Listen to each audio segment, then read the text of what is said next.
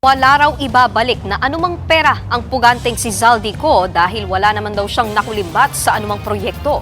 Ayon yan sa kanyang abogado, humihingi na rin ang Interpol ng karagdagang impormasyon sa NBI para sa red notice request sa dating kongresista. Nasa frontline ng... Ayun na, wala daw po siyang ibabalik na pera kasi wala naman daw po siyang ninakaw.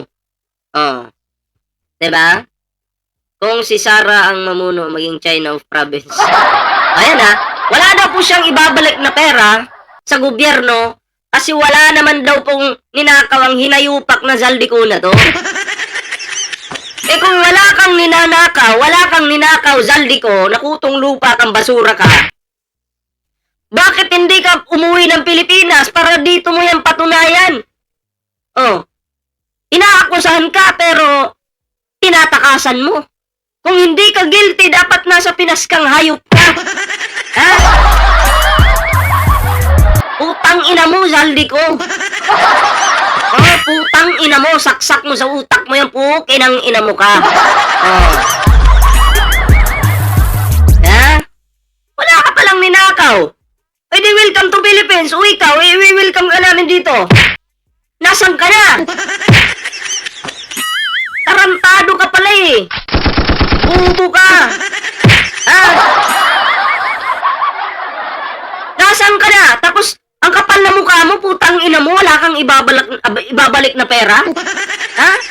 Wala kang ibabalik na pera? Sure ka? Nagmamatigas ka pa? Ang daming namatay sa baha dahil sa kaputang inahan mo. O pinang ina mo ka. Ha? Putok ka sa buho. Oh.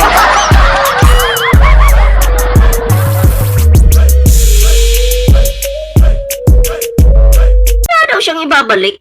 Tarantado. Matigas pa talaga, no? Ninakaw niya na, tapos ngayon papanindigan niya na hindi niya ibabalik. Upakan kita dyan, eh.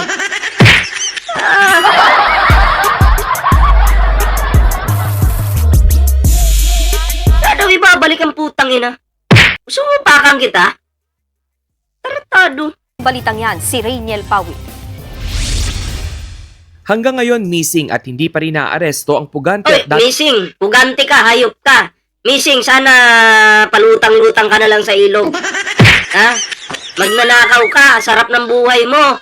Yung mga Pilipino lumulutang sa baha. Tingnan niyo yung baha ngayon. Ano yung bagong bagyo ngayon? Ano yun? Tingnan niyo, ang dami naghirap. Dahil yung mga pera na yan para sa flood control yan eh. Oh. Eh ngayon, ano na? Nasa na? Nasa bulsan nyo na, hayop ka. Oh. Ano nga yung bagong bagyo ngayon? Basyang. Oh, Basyang. Ang daming naghihirap ngayon dahil sa bagyo na yan. Tapos kayo, pasarap ng... Ay, naku, kung nakakapag-teleport lang ako sa... Kung nasan ka ngayon, didibdibang kita eh. Oh, dibdibang kita, sabay bitbiting kita sa Pilipinas, iti-teleport kita sa Malacanang.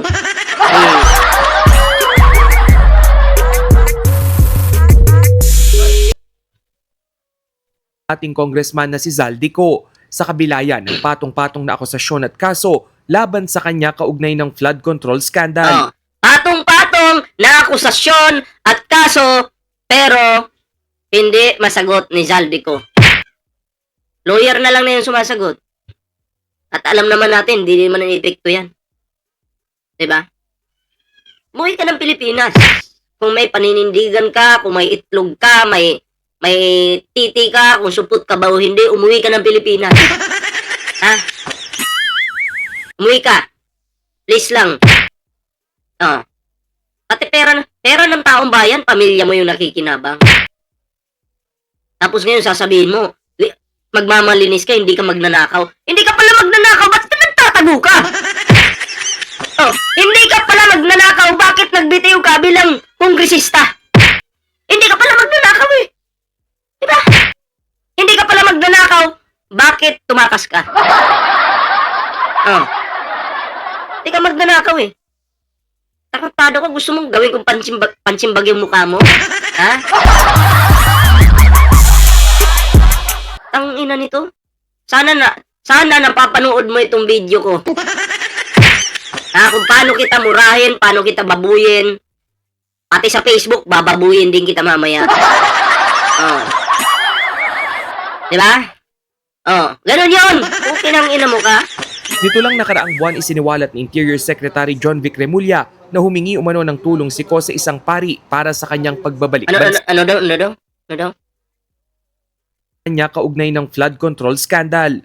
Nito lang nakaraang buwan isiniwalat ni Interior Secretary John Vic Remulla na humingi umano ng tulong si Ko sa isang pari para sa kanyang pagbabalik bansa. Humingi sa pare. Bakit? Ano ka na? Magsisimba ka na? Ha? Aaminin mo na sa pare yung pagnanakaw mo? Ha? Yung kalooban mo, magiging maginhawa lang yan kung lahat ng iyong kasinungalingan, pagnanakaw, aaminin mo. Ha? Pero kung hindi ka pa rin aamin, patuloy ka pa rin magsisinungaling sa publiko tapos lalapit ka sa pare, hindi ka kayang tulungan ng pare. Ha? Dahil ang pare, hindi naman Diyos yan eh. Mas magiging maluwag lang yung sa loobin mo, yung nasa loob mo, kung aaminin mo lahat. Yung kasalanan mo. Yun yung solusyon dun. Para makatulog ka ng mahimbing na hayop ka. Pero itinanggihan ng kanyang abogado. I deny that. Natural, abogado. Normal yan sa lawyer. Trabaho nila yan na magsabi ng katotohanan or di kaya magsinungaling. Kaya nga dinidefend nila yung kanilang kliyente. Normal lang po yan. Importante, gatas na gatas. Initially, I said that I'm the only one authorized, as far as I know, to speak for him. Yes. And then, Uh-huh. sinabi ng someone, one of the Remulla said na, ano daw, priest.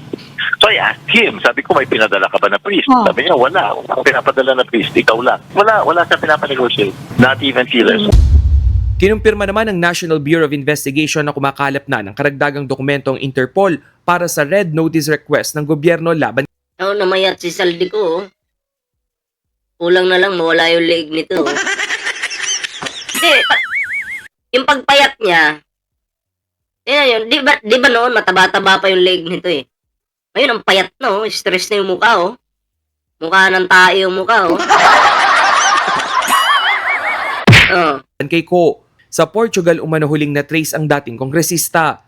Ayon sa Bureau of Immigration, tumutulong na rin sila sa pagkalap ng intelligence report sa kinaroroonan ni Ko. Pero kahit raw ang legal counsel ng dating kongresista, hindi raw alam kung nasaan ngayon si Ko. Kahit yung legal counsel, ano yun? Ang legal counsel ng dating sa pagkalap ng intelligence report sa kinaroroonan ni Ko. Pero kahit raw ang legal counsel ng dating kongresista, hindi raw alam kung nasaan ngayon si Ko. Legal counsel, hindi alam kung nasaan si Ko. Pinagluluko lang tayo. Kahit pa sabihin nyo hindi nyo alam, wala kaming pake dyan. Hindi kami maniniwala sa inyo. Ha? Ang alam namin, kung sino yung dikit niyan, dikit dyan kay Zaldico, o alam na alam nila kung nasan yan. Huwag nga kami. Kailangan pa bang ano yan? Sabihin? Ako po. Pero nang tanungin kung uuwi pa ng bansa si Ko, Eventually, if you will remember, I've always said that the primary concern is his personal safety. Ang concern ay ang kanyang personal safety.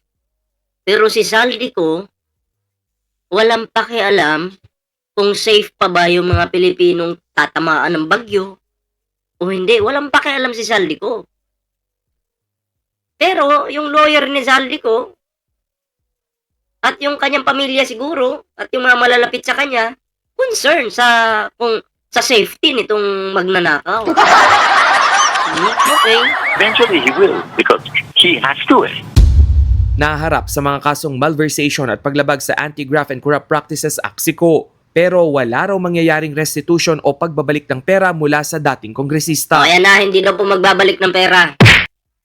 Pinapanindigan niya po talaga. Bakit? What do you restore if you didn't take anything? Ain't gonna happen. Nagbabalita mula sa frontline. So ayan na, hindi daw po magbabalik ng pera.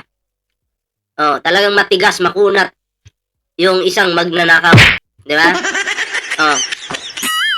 Bakit ko po ipinagdidiinan na magnanakaw tong si Zaldico? Kung ikaw naman pala ay malinis, hindi kurakot, bakit ka tumakas? Kung hindi ka magnanakaw, bakit atat ka na lumayas ng bansa? Yun yung tanong. Diba? Eh kung wala ka namang kasalanan bakit nagbitiw ka bilang isang kongresista? Oh. Diba?